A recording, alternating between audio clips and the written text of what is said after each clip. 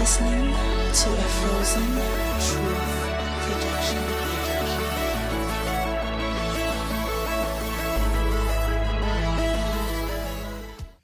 We're having a good conversation already, so let me just go ahead and jump in. Welcome to Tuesdays with Morris. This is another Tuesday, and we're so glad to have you. My name is Justin Payne of Frozen Truth Productions, essentially, and this is an awesome man in life, and that I get to sit by and glean and have conversation with in the form of Morris Nelms. That's the part where I put my applause. And so we're having fun. We're having a good conversation, and we're so grateful. Don't be afraid to leave comments. If you want us to, if you have comments to interact with us, we're looking at them, and we're talking about them. But also, if there's things that you feel that we should also talk and address about, you like to hear our perspective about, we invite that as well. So keep that in mind and enjoy today's conversation. Because the conversation was actually already going. And I think if I had a question to kind of push us further is probably, why do you feel that we always achieve in education or even in arts a seemingly complacent peak of education? Like, okay, we've learned enough, now that's all we're going to teach. And then what happens then? Talk about opening up a big can of historical worms. I remember reading somewhere that if you'd asked Brahms or someone during Brahms's time, when you're getting into middle to late Romanticism, what else there was to be done in music. Mm. Now, for those of you who don't know exactly what period I'm referring to before 1900. Before ragtime, before jazz, before blues as we understand it now. I'm convinced that music existed as soon as Africans were transplanted to these shores in some form or another, right? But before any of the music that we all take for granted existed, right? Country, rock, all of that's new to come. Stravinsky's Rite of Spring is still to come. That's true. There were people who felt at that time period that we've pretty much exhausted music. Mm. And you can find people right now who will say, well, what else is there to be done with music? And I remember hearing people say that right before I started hearing about things that Justin Bieber and some other artists are doing that are pretty fascinating to me, although I don't know how in the world you would ever perform them. Where you take a chord and it's got more than 12 notes in it, because you take some notes and you detune them. Right.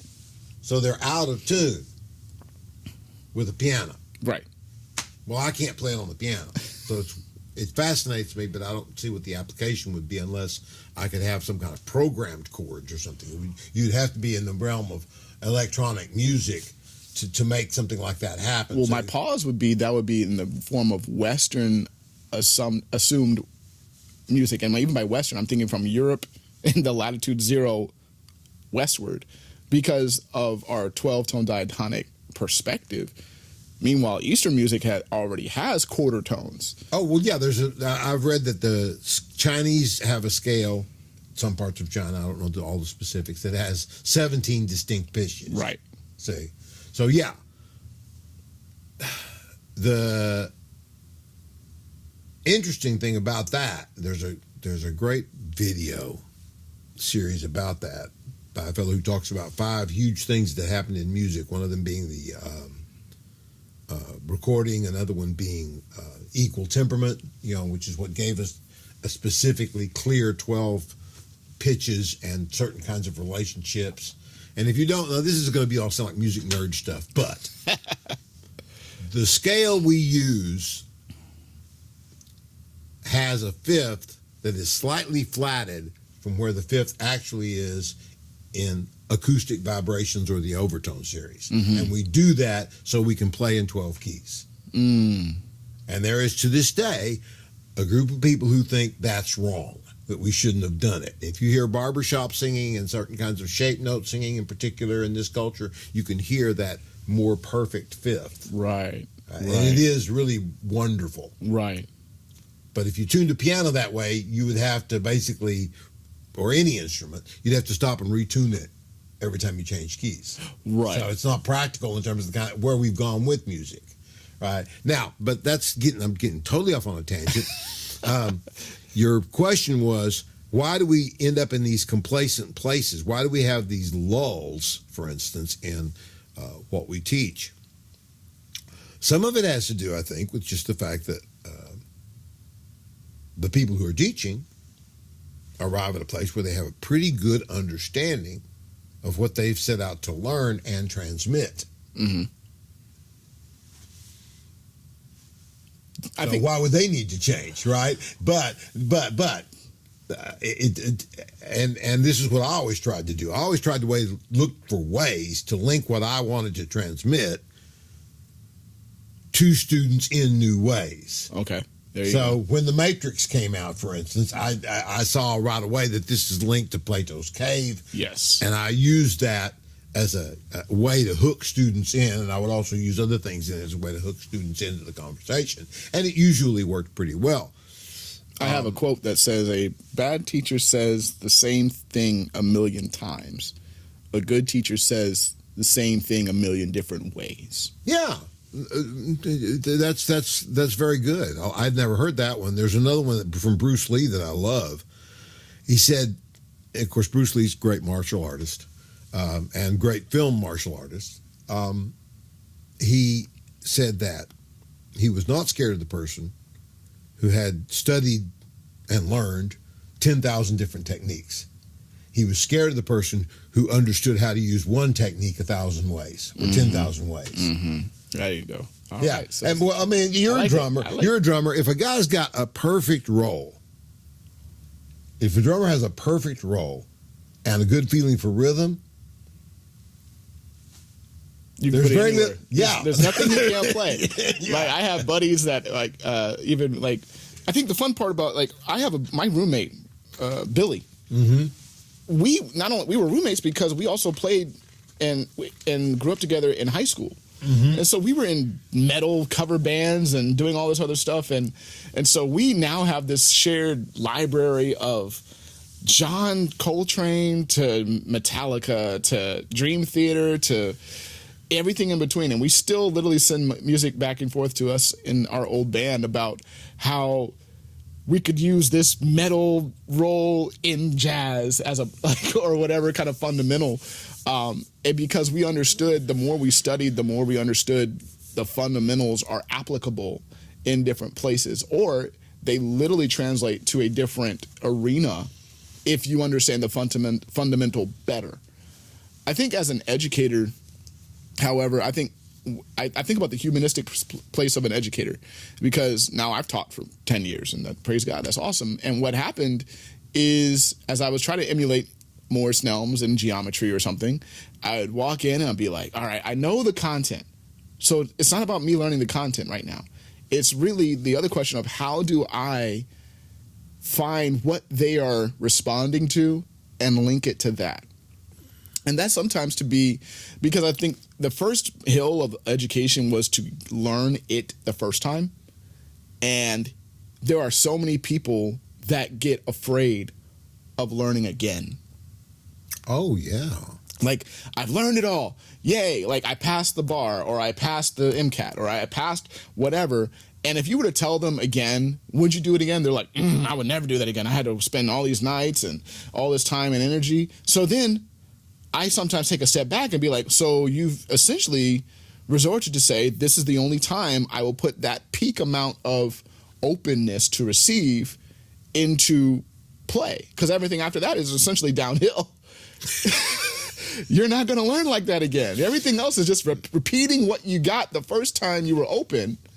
Okay, it's so funny that you're bringing this up, because there's a thing going on right now in the music community among those who write and arrange music, and it's a controversy that involves music software notation. There was a company called Finale that, yes, you and I both were taught how to use, yes, because we both went to Texas State, and most music schools used Finale. I started with Finale, what would have been 1990. I came to school here in 97, and so in 98, I started learning Finale, and I had many sleepless nights learning it. Finale announced last year that they were no longer going to update their program. So that meant that either you have a computer that's totally dedicated to Finale that you never, You never update. touch, you never update, you never plug in the Wi-Fi. Exactly. No updating. Exactly. Or you have to learn this new software. And then Finale offered access. They offered a discount price on something called Dorico. And then there's also some other ones out there, MuseScore, Sibelius, etc. I've never learned any of these. So now I'm confronted with having to learn a new music software. Mm-hmm. I'm not a happy camper. No.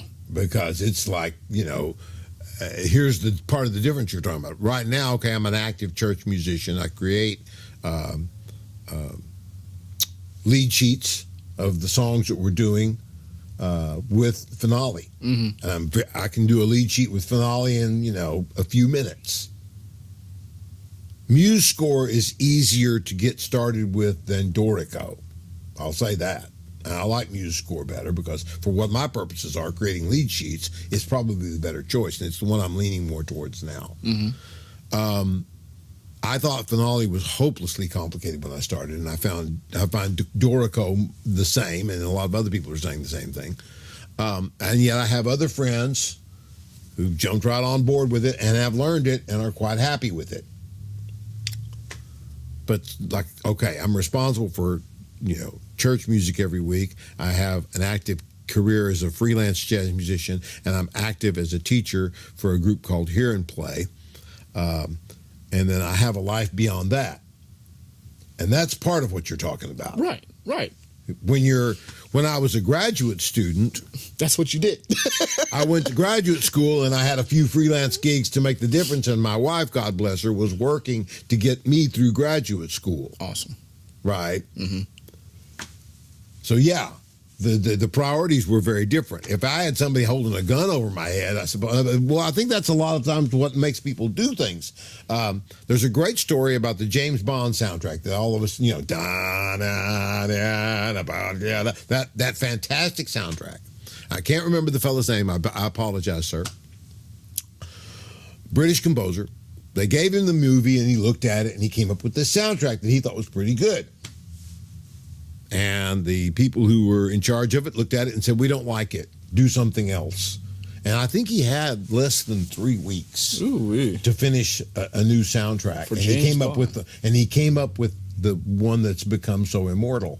That everybody from my age to younger than you has heard. Right. You can hear one chord. You can hear one guitar chord, and you know, James Brown. Right. And the funny thing is, people will recognize it who've never even seen the movie. Right. But now what happened? Well, they held a gun to his head. They basically said, "Okay, if you want the job, you get us some new stuff in X amount of time." And that can be one of the greatest motivations. Well. In athletics, it's common. Okay, I'm not saying this because I'm partisan to any particular football program. But people in Texas are going to love this. A few years ago, I think it was Vince Young was his name, decided, no, we're not going to lose this game to USC. And he made this ridiculous run down the edge of the field. Right. And even the USC quarterback said afterwards, "I think we're the better team, but he's a freakish athlete." Right.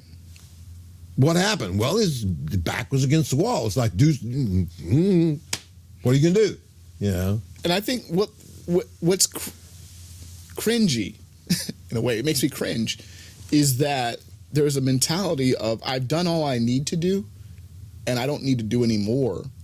And so they lose that urgency even in education or to educate themselves. Which is where there should be the biggest amount of urgency because of what you're actually doing. You are putting information into young minds. Those young minds are going to shape ultimately the future that you are possibly going to live in. Right. So yeah, the responsibility of an educator is enormous. Because I think let's just say, if I were to use a random, inaccurately funny however thought-provoking movie like Whiplash. Which I haven't seen, so. Oh, wow. Okay. Interesting. I've had experiences with dark band leaders. Fair. So you know, if that's dramatic, which it definitely can be, then no rush. However, the band leader does express in his own personal selfish way, he is trying to find the next great. And so he pushes the drummer beyond reason and necessity because of the idea of, I want to find the next great. So I don't agree with anything and everything that the band leader did. However, it is a sentiment that is not as often verbalized as much as I would hope, of how do I dig out the next great one? Okay, yeah, and you just hit on something which is one of the reasons why there may be this kind of stratification or complacency or whatever in education. X comes to school. Administrators, teachers look at X and say, okay, well, what can you do? Sounds like an average student. Okay, well, can you play this piece of repertoire? Learn this piece of repertoire and these scales, and then we'll talk. Mm-hmm. That's really not what I came to school for. Well, but we're looking for the next great one. And we're looking to encourage greatness in everyone, and we know that this is an adequate measure of greatness. If you're a piano player, how well can you play Bach? That'll tell you something, right? Mm-hmm. If you can play Bach at all. Some people play Bach and get crucified by him. Mm-hmm. He's an equal opportunity torturer. Some people can just nail him. Right. But But some people, and I was going to go ahead. Some people don't feel him.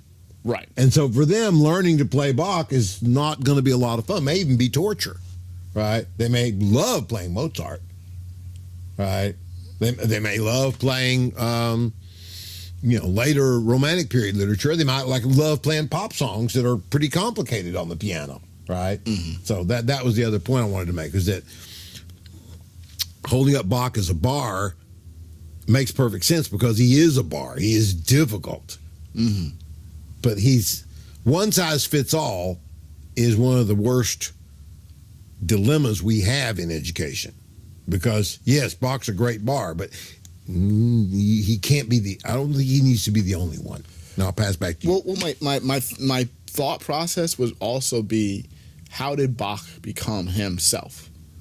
It's really his stimuli is what created and or fed into him. So instead of using him as the bar, it's almost like, well, what stimuli was around him? If we go back into the period of additional composers that might have been in the time, you could say whether he chose to emulate or disassociate from such writings and or cultural climate, literal physical climate of where he lived, and what stimulated creativity. Because sometimes I think if we go back to our creative thought, is that we lose the idea of what creatives went through to feel that original work. So then we use the work, but we don't appreciate the atmosphere that they sat in to create it. There's a great story that Dr. Billy Taylor, jazz pianist, tells. He was a protege of Art Tatum, and a fellow came into a club one night where Art Tatum was, and Billy Taylor was there as well, and he sat down and played note for note a recording that Art Tatum had made. I believe, I can't remember, I may have been of Humoresque. Art Tatum did a jazz version of Humoresque. It was really fantastic and very popular, very well received, and this guy had learned it and nailed it. And Billy Taylor was young and thought the guy was fantastic. And he asked Art what he thought about it, and Art laughed and said, well, he knows what I played, but he doesn't know why I played it. Right. He knows what I played, he didn't know why I played it. I think that's the music that education needs to get back to. In a general, like a sense of like, okay, because for example, there's one little insert. One actor said, he was in a movie, and they said to him, I need you to play this scene sad. So He went into the scene and he played it like a sad person. The director came back and said, no. That's not what I asked. Let me make sure I make it clear. I need you to go be sad somewhere. Like, go outside, think about something sad, then do the scene. And it was a totally different performance because he was no longer trying to act sad. He actually was sad. That's funny because I took voice lessons from a very fine teacher who's also a Texas alumni. And one of the things he kept getting on to me about was don't be singy guy. In other words, I'm about to sing for you, right? Which is the same thing. Yeah. Right? In other words, you practice to make it sound like it just emanates from someplace inside you mysteriously. It doesn't. I mean, I wouldn't be the first person to say this. Marlon Brando is one of the most remarkable actors I've ever seen when he's at his best. At any age in his career, it was always there. He acts like it seems like it's just coming from nowhere, and sometimes it was because he would have cue cards around where he could basically just read dialogue. Whether or not that was lazy or his desire to be spontaneous is anybody's guess. He did Streetcar Named Desire for 2 years on Broadway, so he could memorize lines. Right. But the point being is that he was so thoroughly well trained and so familiar with all the techniques that he needed that he could seemingly act from the seat of his pants, and you never think about it that he's acting. Mm. Right? I mean, this is the same thing to some extent. Herbie Hancock is this way at the piano. Right. He's been playing piano for all of his life. He played with the Chicago Philharmonic when he was 12. Mm-hmm. And he played with Miles Davis. And Miles Davis, got onto him about, from what I've read, this is second, third hand, whatever, but apparently Miles Davis wanted him to not play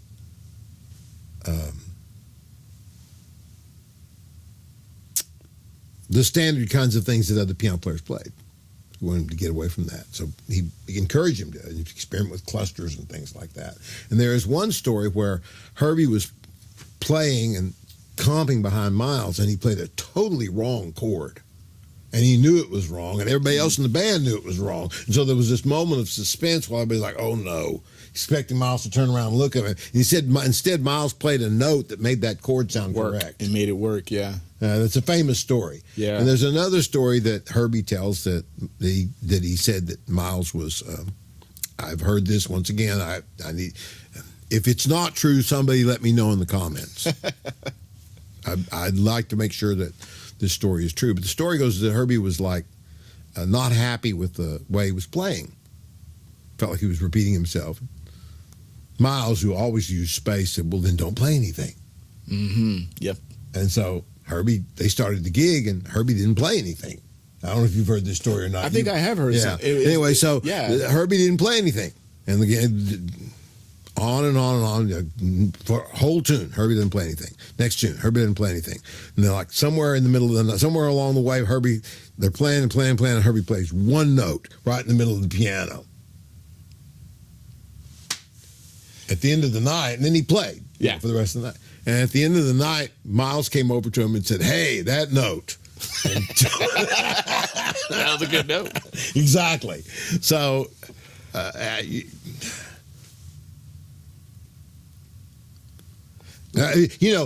what's the difference? Herbie was blessed to be in a situation where the person he was working for didn't care that people are going to be sitting in the audience saying, why isn't the piano player playing? It was not something that was on Miles Davis's mind, but but you think about the average working musical situation. I know that tune. How come he's not playing? Bingo. Or just, I paid you to come play the piano. Why aren't you playing the piano? Right? He wouldn't do it on a first-time meeting. I'll be like a percussionist, tacit. Yeah, exactly. Yeah. Yeah, I was like, I'm expecting a certain thing and you're not doing it, So Yeah, so and how many people get to be in a situation where they're allowed to exercise that kind of creativity, right? That's very rare. That's David. How many people have a situation like Herbie had where he could learn from somebody who was a relentlessly experimental musician, who also encouraged him to be as experimental and creative and we were talking about the fact that he couldn't have done that on most jobs. I hired you to play piano, man. You haven't played piano for 15 minutes now, and we've been playing all this time. It's like, when are you going to start playing the piano? You know? Well, that goes back to episode 1, where we learn all those rules so that we can take the final step of forgetting the rules. Yeah, exactly. And there's this movie I love from the 80s called The Last Dragon. And I may have seen it. Who's in it? It's not exactly who's in it, because it's like a one and done. If there's any celebrities, it's really kind of B and C list celebrities. But the main character's name was Leroy, and he's in Harlem looking for his final level, trying to find the golden glow, and his master is saying, I know I've seen this movie. Go see the master Samdom Goy. And yes, I've seen this movie. It's one of the best B movies I've ever seen. It's absolutely awesome. I was gonna say there's nobody that's above a B minus, in celebrity status. And they have the beams coming out of their eyes and stuff. And the golden glow. Yeah. And it's like you're looking for something that is already in you. And sometimes I feel like education is like Leroy, where he's like, I got to find the next. And I'm doing what I'm supposed to do. I'm doing what I'm supposed to do. And I'm following all of my steps. And I'm doing all my steps. And his master is like, chill out. You have it in you. You just have not accessed the final level of recognizing the creativity and the flow, and essentially from the movie, the glow that is within you. And to me, when we're talking about like the idea of education and creativity, is that oftentimes people find themselves at a peak. They work hard at the beginning of their career to get in their career or whatever the level they're trying to get into. But the complacency to stay there keeps them from ever learning anything new. Because then they're trying to just repeat the steps and say, this is where you need to get to me, not realizing that I see it always in motion. It's almost like education and arts and life essentially is always in motion, because my leading idea is now artificial intelligence is very much becoming the norm. As much as I watched Terminator and I tried to, avoid it in The Matrix, here we are. And now if I think about education and creativity, but now we introduce AI, it's the question of how does a generation, and we're talking from educators' perspectives, how do we embrace or help others to recognize that there is a new frontier that needs a frontier's mindset?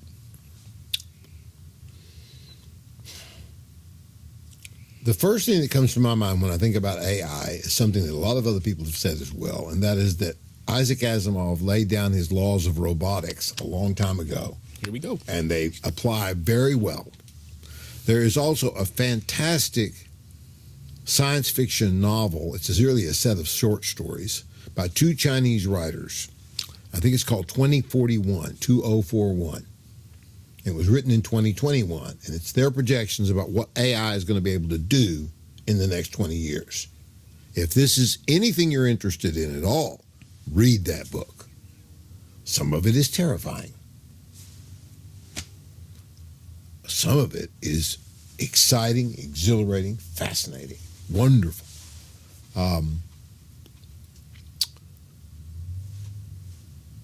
We're going to need to be vigilant, very vigilant. Will we be? I'm not so sure. I mean, there are so many, somebody's made the observation more than once that our technology and our ability to do things has far outpaced our wisdom.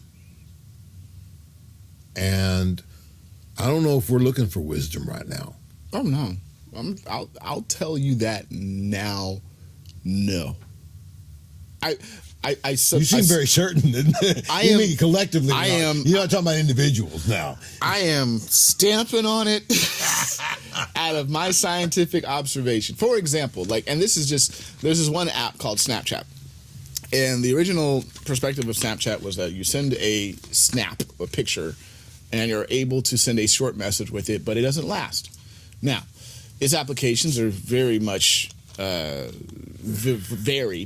But often it found itself I say education because I was a teacher, it found itself among the generation as a communication tool.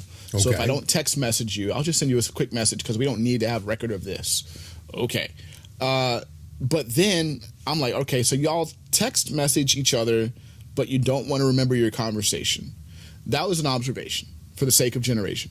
But then as I observed more, it turned into I'm sending pictures of the ceiling or my foot or something to anybody and everybody on my list. And there were no messages associated with the picture. And I'm like, so I was curious. I said, so what's the point of this? Like, well, I got to keep my streak going. And what do you win? Nothing. So I was very confused. I mean, because then there's youth, but then there's a space of what are we doing with that? Because if I'm gonna play a game, I like to win the game. In my youth, there's something about I got to get to the next level. That's why I liked gaming. In my generation, of everything was to beat the game, as Herm Edwards would say. He was made fun of in some places, but reinforced the spirit of football. You play to win the game. You don't play to just run around in circles all day. So, oh my goodness! Sorry,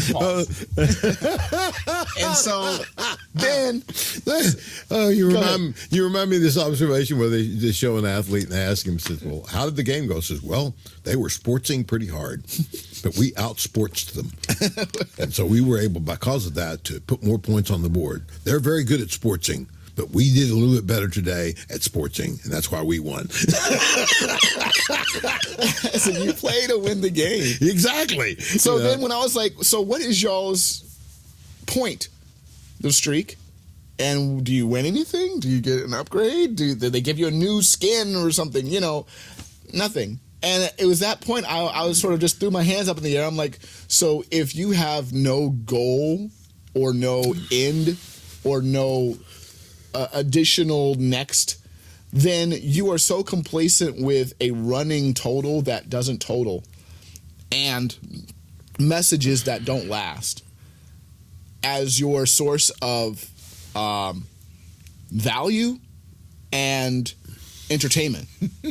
So when our value and entertainment, because that's the thing, I was so, I can clearly, that's why I don't watch television. Value and entertainment is so not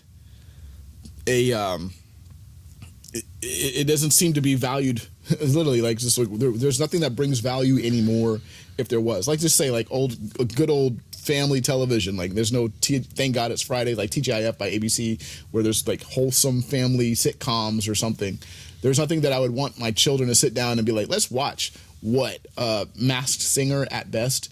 And so I'm going on a tangent, but I said all that because if we're in education or we're thinking about AR, it's and creativity is kind of the general course that we're in, is no one's seeking wisdom because wisdom has not become valuable anymore.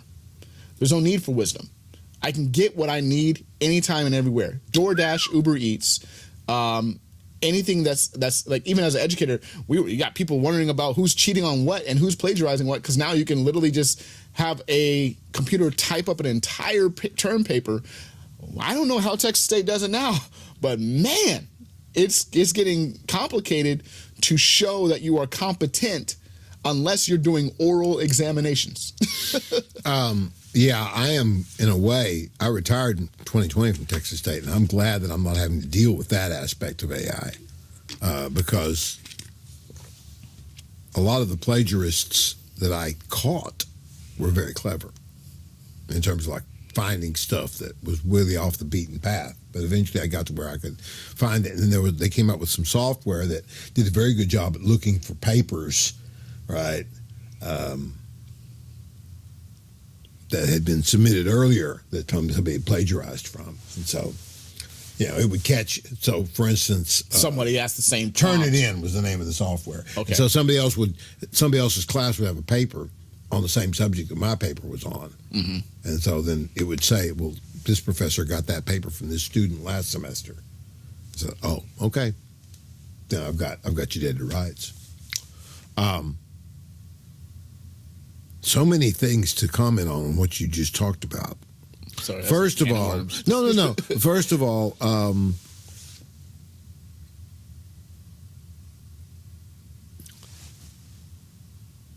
television's often been described as a vast wasteland. To some degree, that's fair. At the same time, there may be some programming out there that you and your family would all enjoy that's on mainstream television, but you just don't know about it. That's fair. Then the next question is, are you willing to put in the time to find out about it? That's another big thing. Yeah. I'm an amateur philosopher, right? I like to read philosophy. I like to think about philosophy. Plato said, if you really want to be a serious philosopher, you should study geometry. I loved my high school geometry class, and I even have some geometry materials. Mm-hmm.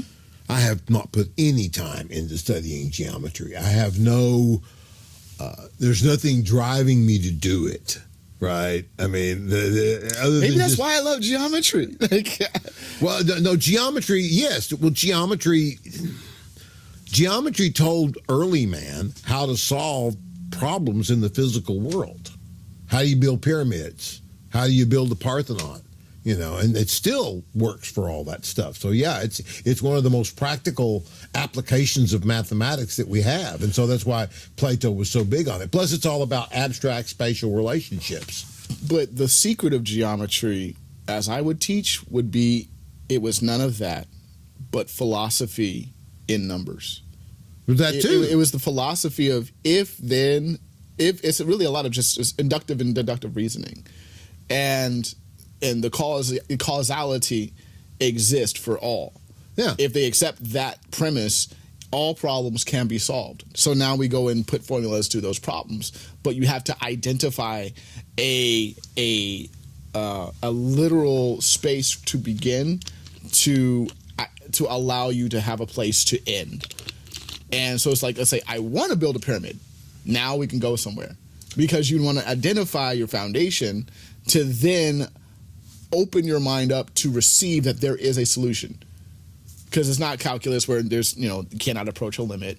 There's no limit does not exist or something like that. Geometry always would suggest to you that there is a series of precedents and a series of acceptances, precedences and acceptances, or essentially postulates and theorems that would process you into your solution. You realize that what you just put out there summed up the stream of Western thought from Plato until you get to essentially deconstructivists post-Nietzsche. Yes, sir.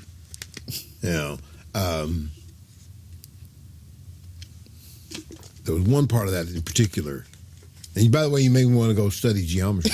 And I also want to give a shout out to this young man. I mean, he's brilliant. I hope you just picked up on that. And I'm still left thinking about what you said about geometry and what it actually is, and which is why Plato would say that about it. And you said something about that it's making some assumptions about our relationship to the visual world, and that relationship can be expressed in numbers, which means that we can then measure and understand everything in the physical world. What's the final expression of that? Well, men on the moon. Mm-hmm. Okay, well, you've done that. So now what? It's like we still have these other questions that some people say, well, we'll eventually get measurements for all of that too. We're going to eventually figure out, how consciousness came to exist, right, et cetera. We're going to figure out, we're going to, scientism, I think is the name of the specific philosophy that thinks that science is going to essentially, science rigor, right, intellectual rigor, mathematics, scientific observation, all of these things put together, call them whatever you want, naturalism, materialism, there's all kinds of names floated out for it, scientism, that this is going to essentially answer everything, right? And then there's a corollary to that is the God of the gaps, that as the more knowledge we have, the smaller God gets.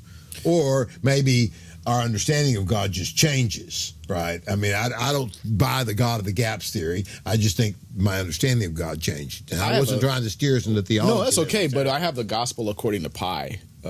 Okay, I got to hear this. 3.14, huh? God is Father, Son, Holy Ghost, and then there's this 0.14 part. That's how small you are. Okay, so 1400. Okay, hey, not bad. Well, the gospel according to Pi is my perspective of, in science we have many different irrational numbers that we accept as law because of their constant their consistency is useful, but their measurability is infinite. So, for example, there's pi, there's the irrational number itself of I. So I doesn't exist, but the square root of I squared is -1. So that in its own measuring place exists, but its actual measure is incalculable. So going to pi specifically, pi represents, take any perfect circle and you take its radius from center to the edge. That is its radius. If you take that radius and were to walk it along the circumference of the circle until you get to the other side to do what we know as 180 degrees, that would take 3.1459, keep going, amounts of radiuses to go that distance. Oh, wow. There is a computer that is still yet calculating the trillionth decimal place of that amount. Let me see if I understand this. Here's a dot. I take my compass or whatever, and I draw a circle around it.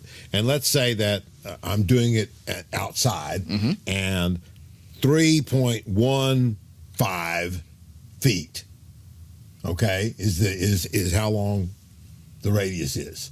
And if I stand at point A, which is where the radius joins the inner part of the circle to the outer part of the circle. I'm standing on the outer part of the circle, and I'll walk all the way over to point B, which is where the radius meets the other outer side. I will have walked 3.15 feet. You would have walked 3.15 times the amount of the radius. So if the radius was 3.15, you would have walked about 9.3 feet.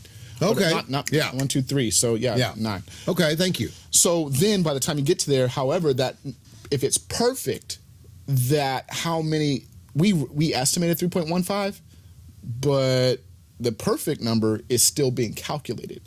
Right. So we accept within calculations the rounded 3.14, and even rounded, it works to explain our world, but scientifically, mathematically, it is still not yet calculated. So if we use the law of pi in our calculations, it is consistent.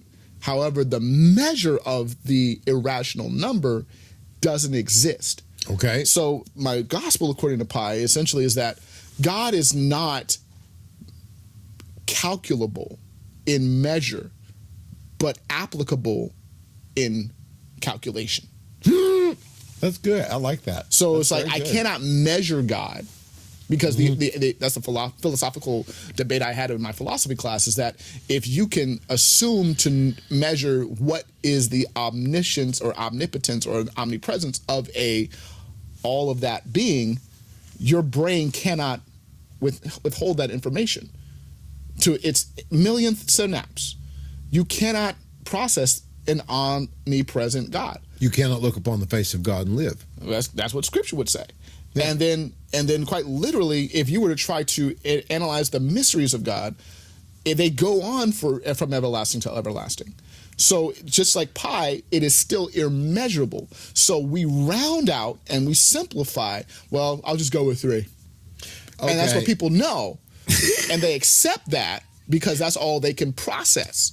Or because it works. Because it works for them. You know, God is love. That's all I got. So that's all they know about God. That's all they apply with God. Okay, I'm reminded now. There's a thing in the Desiderata where it says,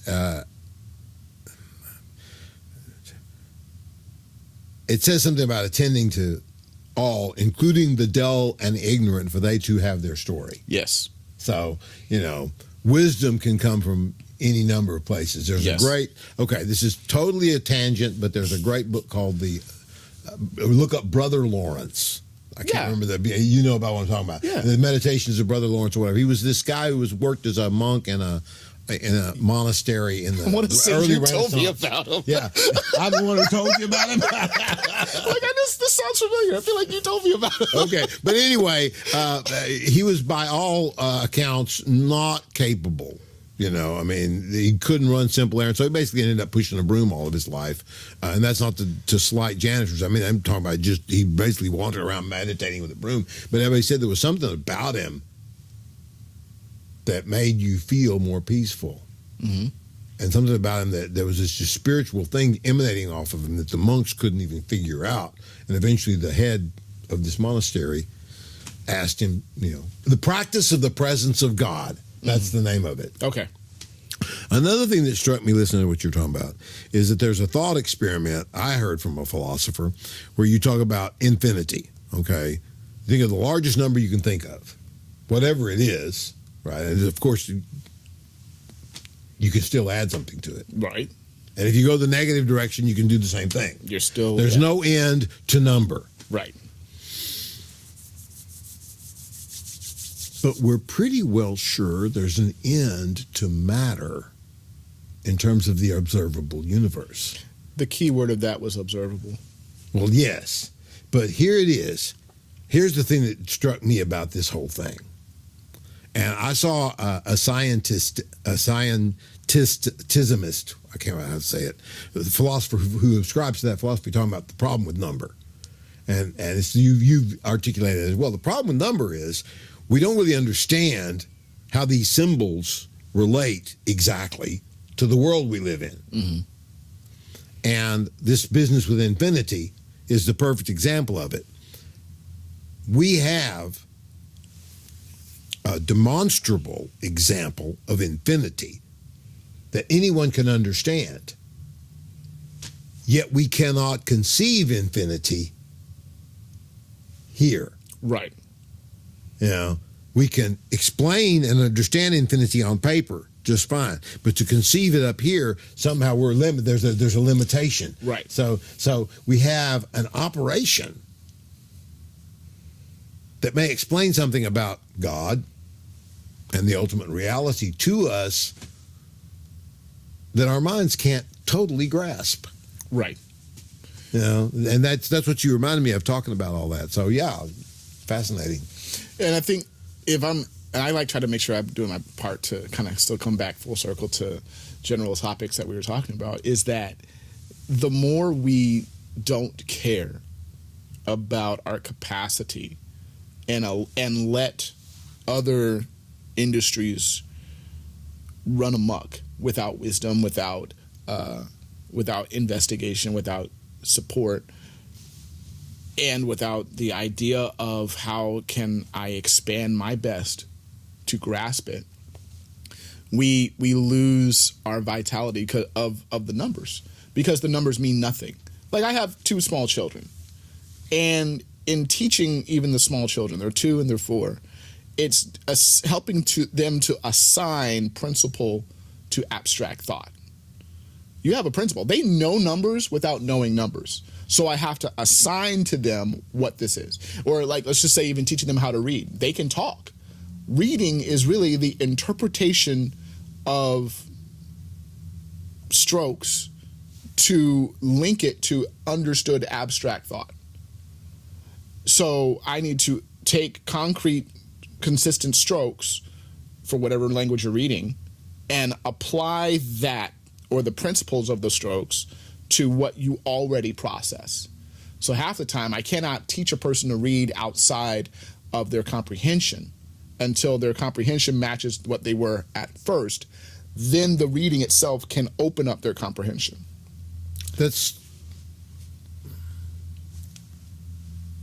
I agree in essence, but there are some corollaries to that I'm here. that are interesting. My wife learned to read at a very young age because her brother sat on the bed and she sat with her head facing him. So he's here looking this way and she's here looking this way. And he's putting his finger on every word and he's reading science fiction by Heinlein, Robert Heinlein, to somebody that we would say is too young to read it. And she didn't understand it, but she loved the experience. And eventually, so she learned to read upside down. So when she went to school and they handed her something to read, she turned it upside down and she could read it just fine. And of course, the teacher freaked out and made her turn it back around, which she wasn't happy about, right? So her interpretation, that's what I said, it didn't matter the strokes. Like we assume what is right by our initial interpretation or accepted interpretation. But her youthful mind, my dad always likes to pull out this about how a young child's mind before 5 years old is the most incredible sponge of information, that they soak up everything you do and show, that in her image and information digestion, that goes with this. And especially as you're pointing out exactly where you are, I follow along with your words and phonetic sounds with this symbol, and I associate it with this particular symbol. That's why I'm trying to do my better. I'm trying to do better in my life is trying to learn how to read Hebrew, and it's just hitting me hard because I got to go from simply I'm Western, going from left to right. Now I got to go from right to left. And not only that, Christianity is a translated faith. Oh yeah. And Hebrew is a more pictorial language. Yes. Than Greek. Yes. Or any of the other languages. Yes. That the message has been translated into. It's like Japanese. I can see that. Yeah. Yeah. Well, in any case, by the way, one of the things that I have to just say, we're talking about this business with reading, is that read to your children. Read to your children. I got to read to my children tonight. That's what I'm going to do. One of the best things my mother ever did for us was she would sit down and she would read this story to us, and we would want to hear the same story over and over and over. Do that. Do that. I remember Hare's birthday party. I remember was one she over and over and over and over, because children are memorizing that stuff. I got to the point where I could recite things from memory out of the childcraft books that we grew up with. And do you have any golden books? No, I'm too old. We had the childcraft books, and I almost went and bought a copy of them. Actually, I have a whole library of childcraft books. Yeah, so you know the ones I grew up with. I didn't think about it. But here's the thing. Some of those things are still stuck in my head. Yeah. Once there was an elephant who tried to use the telephone. Oh, no, I mean an elephone who tried to use the telephone. You remember that poem too, right? Why do I know that? Well, because somebody read it to me, and they showed me the picture, and there's the elephant with the telephone, and he's got it all wrapped up, and I looked at it, I saw all the words, and I'm like, okay, I understand what this is now. Once I understood what it was, you couldn't stop me from reading, because I was living in a small town. I didn't have a lot of distractions. You know, I didn't like what was on television. I had 3 channels. I didn't know this until just recently. My cousin told me that when I was 3 years old, my dad said, I want you to see something. And Benny was already an adult, young adult. And so he said, Morris, go get the paper. And so I went out in the yard and got the paper. And he opened it up. He said, read it to us. And apparently I could read the paper. You know, I mean, I guess I would ask once in a while. I mean, I don't remember this. Right. But apparently I was reading by the time I was 3. And one of the things that, okay, here's one of my big rants about education. 3rd grade.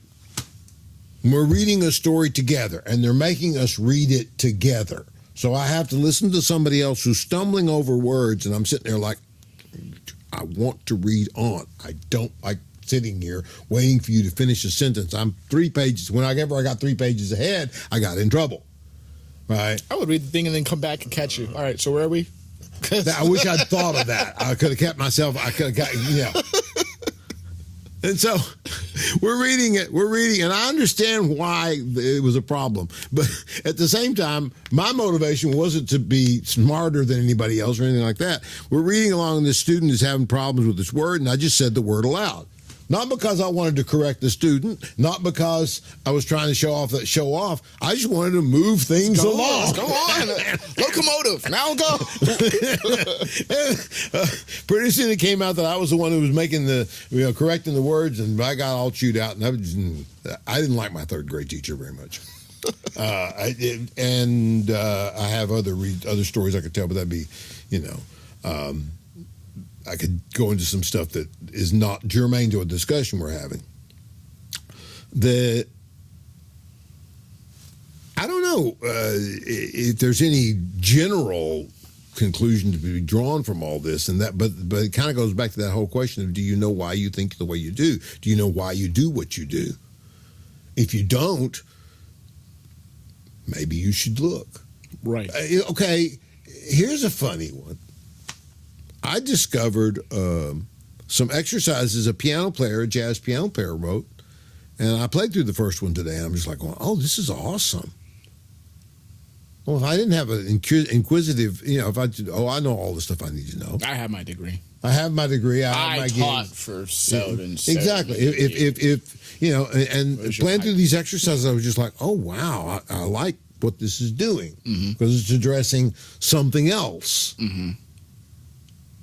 That I didn't even realize needed to be addressed. Right.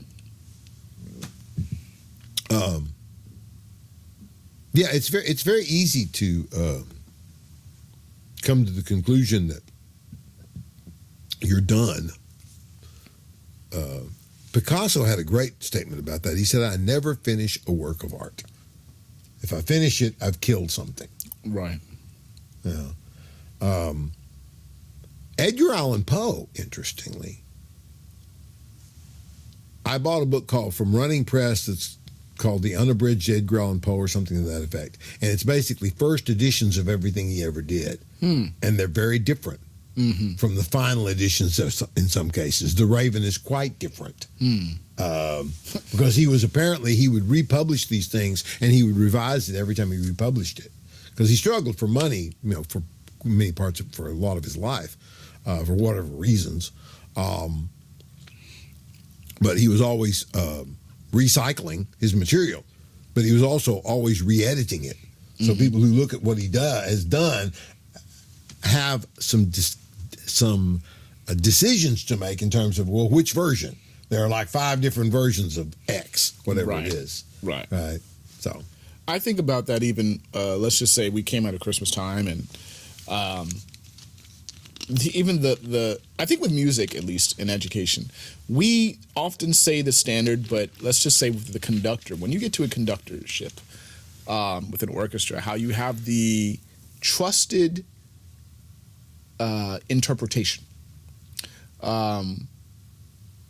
where I heard multiple versions of the Messiah, and I got drawn to it. My son started loving the Messiah as well, but then I would go with different conductors and how they would approach this very historically a staple of time in this season.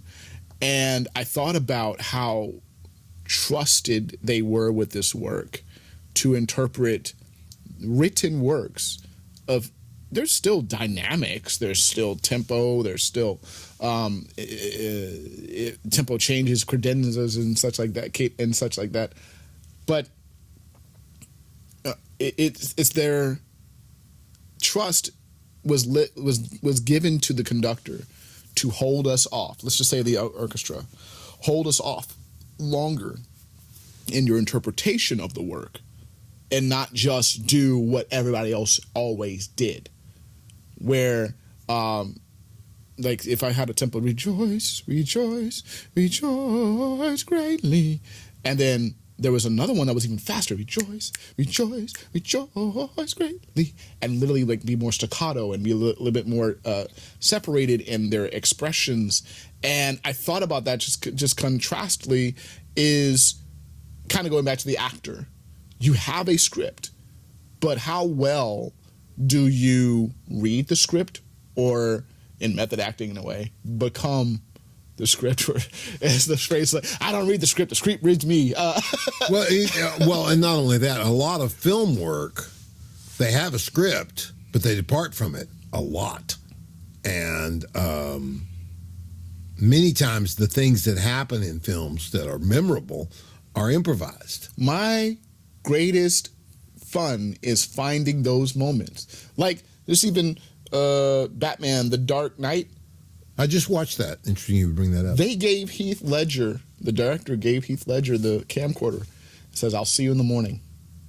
He did not know Heath Ledger was going to do that kind of scene with the kidnapped Batman.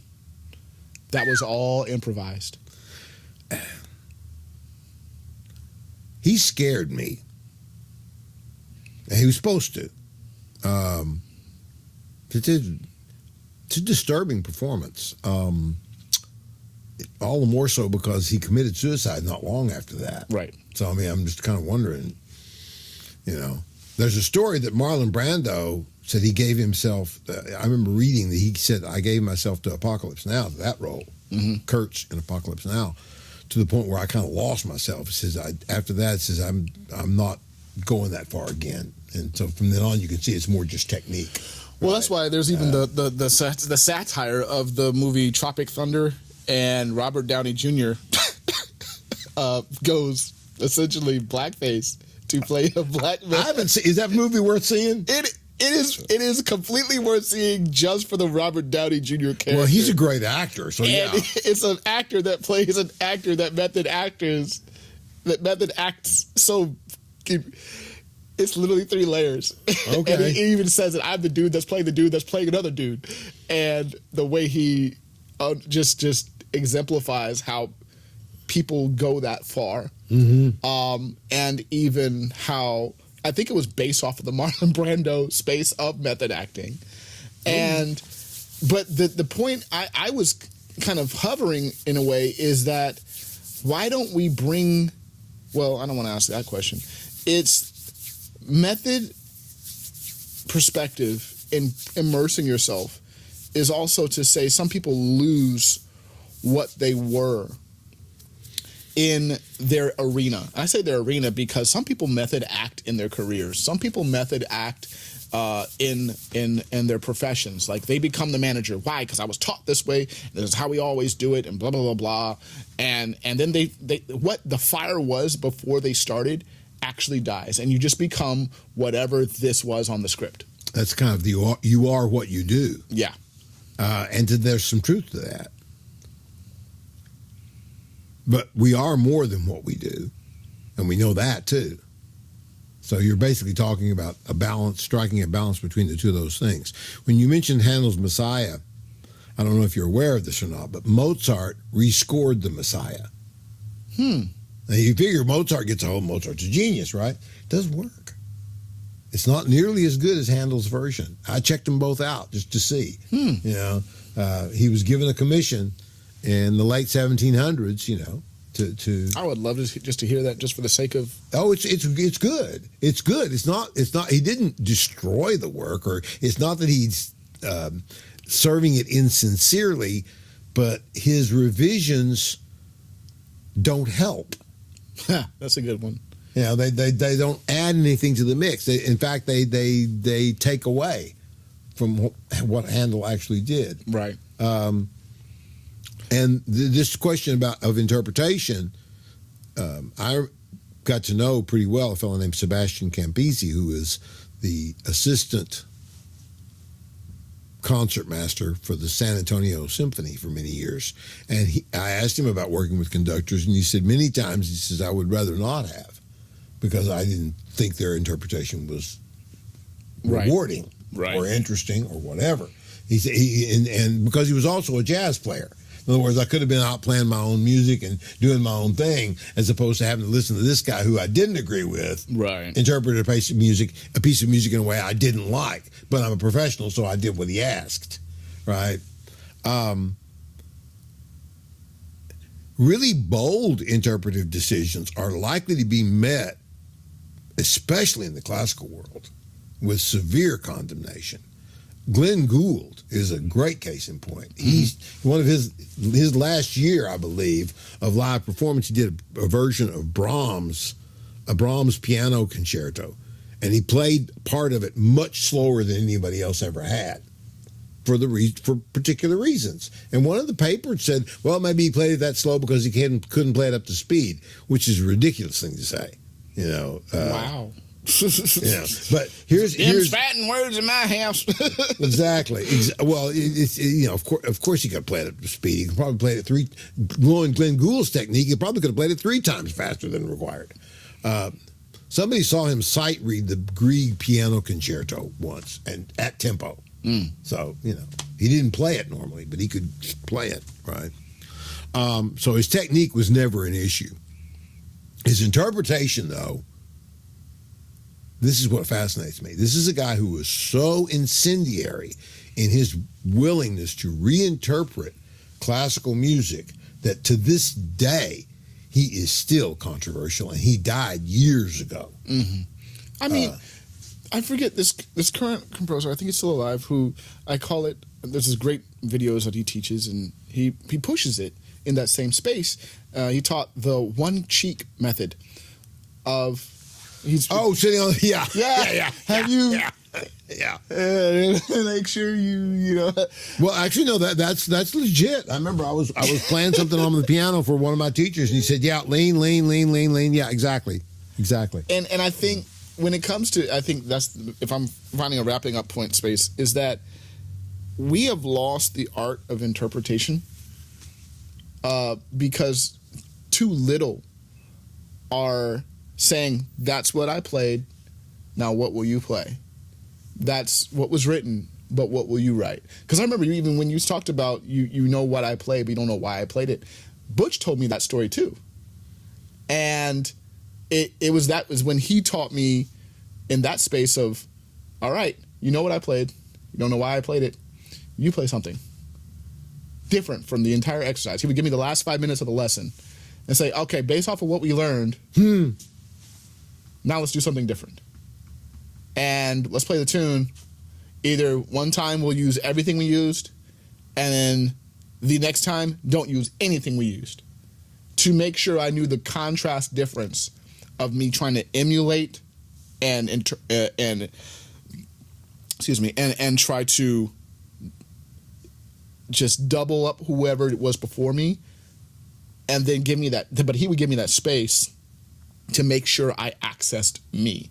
I think in that last comment you said earlier is that you are what you do, and some people have their work life, they become work, and then they don't have that home life in a way. I would say it's because they learned not to value it anymore. They valued more work because maybe it pays. So they don't see how home or interpretation of your mind and your thoughts and your creative space is valuable anymore, because no one's paying for that out of you. They want the job. They don't ask for you.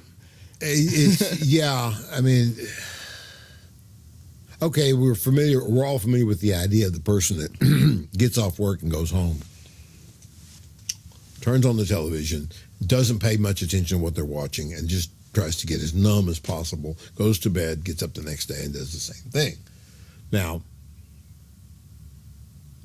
I've probably seen that some. At the same time, I see plenty of people who like to watch TV not because it numbs their mind, but just because they find it pleasantly diverting, right? And they don't want to think about difficult things. I mean, I'm not sure, for instance, that a binge watcher is that, though. They're just really consumed with whatever it is, the story that they're being told. No, they don't want it to end. I think the binge watcher is almost the return of the avid reader. Like they need more than one chapter. I need to keep going. I need to keep going. I don't. Yeah, exactly. The previous version of binge watching was the person who read a serial. Right. Right. Like there's a famous classic, The Woman in White. It was originally published as a serial novel.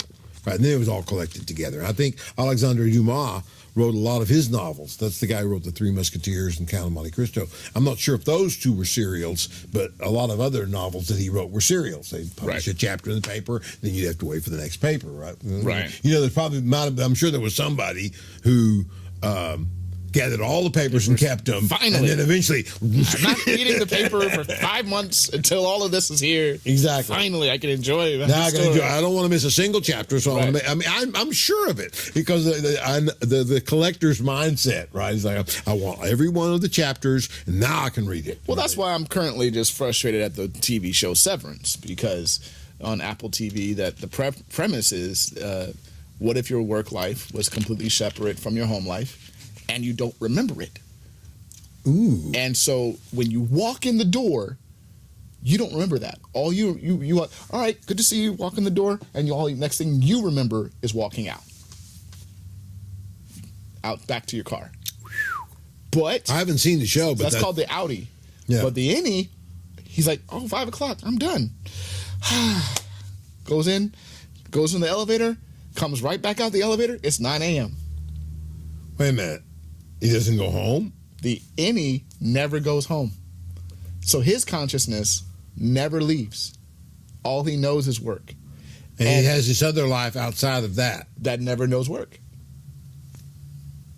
So it's the So same is person. he blissfully happy at home and feels like a slave at work? Basically, that's kind of the premise of because they asked the question the first season, how do you know if your Audi's okay? Well, if he got good rest, I walk in at 9 a.m. and I feel rested, and so I'm ready to work another 8 hours. But if he did something dumb, I walk in with a hangover. He doesn't. He doesn't have to feel the hangover at work. What's it? So, okay, philosophically, that sets up a situation where you could do things when you're off the clock that would be unethical while you're on the clock, and vice versa. Exactly. Does the show explore that as well? It does. Yeah. And it asks the questions of, like you said, do they feel like people while they're on the clock? Do they have those rights? Do they have those expressions? Do they have ethical responsibility? Is it only towards like a Marxist space of you work for the company and that's it? And then off the clock, do you have any allegiance to your innie to be responsible about your decisions outside of work? And the dichotomy of that is so interestingly explored, because in going back to our overarching space, if people do separate, say, their work life and their creative life or home life without exploring how they affect each other, then you are what you do, then whoever you were dies. And makes sense. And so that's why I even go back to my educational question, is that when people will say, I've worked so hard to be this, but then they stay there because they know any other additional changes would make this fall away. I am not the same person I was 10 years ago. And the person I was 10 years ago is not the same person I was 10 years before that. Socrates said, if you think the same things at 20 that you thought at 40, then 20 years of your life has been wasted. Part of what you're describing is just living. Now, if I'm letting something go and replacing it with something else, then the question becomes, is it a better decision? I suppose would be is it better for me? Mm-hmm. I certainly feel better about it. I mean, better in the sense of how it works out in the final scheme of things, I'm not sure. But it's almost like, I'm trying, okay, let's just say like this. There was one time I was teaching geometry, and then one year they're like, well, we need you to teach a different prep. We need you to teach algebraic reasoning. I'm like, okay. So I'm very comfortable with geometry, but I'm going to go do this. But I didn't approach it with the sort of, oh no, woe is me. They hate me. They're trying to whatever. It was, they said, as they phrased it administratively, and I believed them. I did believe them. They said, we've noticed how well you connect with students. If you can take that same energy and put it into a different content, we would appreciate that connection. And so I took that to heart. I really did. Because it wasn't just, oh, I'm a good geometry teacher. No, I was a good teacher. Sure. And so then it didn't matter the stage I was presenting on. And I think that's sometimes what I'm trying to admonish people even in life is that the 10 years that you did doing this, you were still you if you could recognize what, with this bad English, what you is. Because I say that singularly because the you that is consistent with the you that you want to be. If you grow that original core value of you. But if you only see you as the work or the level you've attained, whenever that changes, that dies with you. Or you die with it, essentially. So then that version of you cannot exist in the next, which is why you're so afraid of the next challenge. So, but if I recognize, wait a minute, I've been Justin here. I was Justin there. I was Justin there. And so if there is a change in the challenge ahead, I will still be Justin in a new space with a new challenge and a new things to learn and a new relationships to grow. And even though I've had great times, I had to set my own self back. I'm approaching 40, Jesus. And now I'm like, wait a minute. I was there. It wasn't a different me. I experienced that. I lived, I loved, I enjoyed, I gave what I could. And now that didn't go away. Mm-hmm. I had that capacity to learn. I still have the capacity to have a thirst for knowledge and appreciate growth. I mean, honestly, this is why we're here. I want to grow even more, to explore these gifts and tools and conversations, and then take the hours necessary to edit them. Yeah, I would bet you have some editing to do here. It's going to be a fun all one. over the map. It's going to be a fun one. But that's the feel good moment of philosophy, is that the outie and the innie don't have to be separate. You know, you're talking about they trusted you to teach something. The first time I was asked to teach Intro to Fine Arts, I was given a textbook and a box of slides and go. Had one meeting with a faculty member. And so I just basically, I feel sorry for that first year student. The first time I ever taught it, because it was just like, I think I just overloaded them with information. I tried to cover everything in that textbook, and I did. It was a big textbook, and you ran through that pretty well, impressively, actually. Like, wow, he really hit these subjects. Well, I mean, I got to where I edited more and more and more, and I also talked to other teachers who were teaching it about how do you approach this, and I eventually cobbled together my own approach to it. That if I was going to teach it now, I would still use the final approach I came to, with some tweaks probably. Mm-hmm. Yeah. Well, friends, that was a fun time. We want to invite you to always like, subscribe, tell others about Tuesdays with Morris, because this is the kind of conversations we have. They're all over the place in the best way possible, exploring life and the questions of why we think the way we think. I think that's sort of our overarching perspectives, because that helps pull back the layers and even the veils we wear. And so I'm grateful for my friend here. And so it's been a pleasure to have you all here today. I've enjoyed this one every bit as much as I enjoyed the first one. Awesome. Y'all have a great one.